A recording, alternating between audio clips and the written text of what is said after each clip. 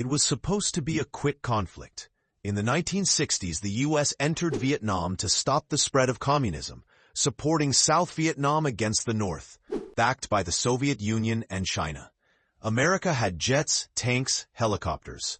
The Vietnamese had jungles, tunnels, and time. What started as a fight turned into a nightmare. The Viet Cong used guerrilla tactics, ambushes, traps, and hit-and-run attacks. They vanished into the jungle before the U.S. could respond. Entire villages were destroyed. Napalm and Agent Orange scorched the land and poisoned generations. Back home, Americans watched it all unfold on TV.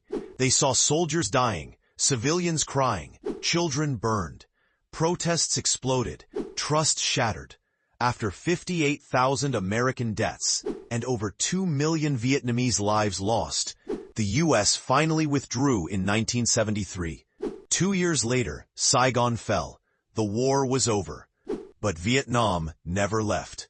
Not the land, not the soldiers, not the world. It was the war that changed how we see war, forever. Hit the like button and subscribe the channel for more content like this.